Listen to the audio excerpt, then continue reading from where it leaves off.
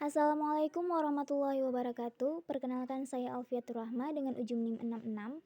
Di video ini saya akan menjawab pertanyaan yang diujiankan oleh dosen Ilham pada Manajemen Sumber Daya Perikanan. Nah, untuk pertanyaan yang pertama, jelaskan landasan logis mengapa potensi sumber daya kelautan dan perikanan, khususnya Provinsi Aceh, patut dikelola dengan baik. Tinjau dari sisi ekologi, ekonomi, politik, sosial, dan budaya. Dari sisi ekologi, bisa kita lihat sekarang di Aceh ini sudah begitu banyak terjadi kerusakan ekologi yang disebabkan oleh alam dan juga manusia, yang akan menghambat potensi sumber daya perikanan ini sendiri. Apabila dari sisi ekologi diperhatikan atau dikelola dengan baik, maka akan ada peningkatan yang baik di sumber daya perikanan bagi rakyat Aceh khususnya. Dan dari sisi ekonomi, jika potensi pembangunan ekonomi kelautan Indonesia atau Aceh dikelola dengan inovatif dan baik, maka dapat menjadi salah satu sumber modal utama pembangunan dan dapat memberikan manfaat yang maksimal bagi kita semua, khususnya bagi masyarakat yang berada di pesisir. Kemudian, dari sisi politik, untuk perbaikan sisi ekologi dan ekonomi tentunya perlu dukungan dari politik, di mana pengelolaan sumber daya perikanan ini membutuhkan modal yang besar yang diharapkan disediakan oleh pemerintah agar pengelolaan dapat berjalan dengan baik dan lancar. Kemudian dari sisi sosial dan budaya, jika sisi ekologi, ekonomi, dan politik sudah aman, maka kita juga membutuhkan persetujuan masyarakat sekitar pesisir untuk ikut serta dalam pengelolaan sumber daya perikanan bersama-sama, dan juga menetapkan suatu aturan untuk meningkatkan potensi sumber daya perikanan sendiri, sesuai dengan kesepakatan masyarakat yang disebut kebiasaan atau budaya.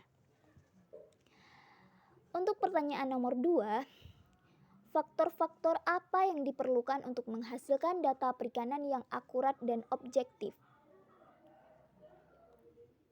Nah, jawabannya, pengelolaan data sektor kelautan dan perikanan harus lebih spesifik melihat kepada beragam jenis ikan serta harus sering dilakukan pemutakhiran datanya agar dapat mewujudkan tata kelola perikanan yang berkelanjutan di Indonesia. Kunci utama kesuksesan pengelolaan perikanan berkelanjutan tergantung pada sejauh mana perikanan dikelola berdasarkan data, sehingga dapat menghasilkan estimasi yang akurat atau dengan kata lain perlu penguatan pendataan.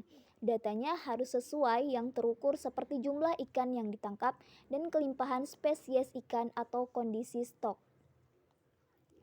Kemudian, soal yang ketiga, sebutkan faktor penyebab berpotensi kurang berhasilnya beberapa program pemberdayaan masyarakat perikanan. Faktor penyebab berpotensi kurang berhasilnya program pemberdayaan masyarakat perikanan yaitu dari faktor ekologis, faktor ekonomi, dan faktor sosial budaya. Untuk soal nomor 4, solusi apa yang Anda tawarkan untuk mengatasi masalah pada soal nomor 3?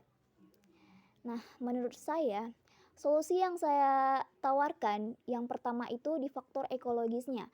Saya berharap ada kesadaran diri masing-masing masyarakat agar tetap menjaga kelestarian laut, karena kehancuran laut juga dipengaruhi perbuatan manusia.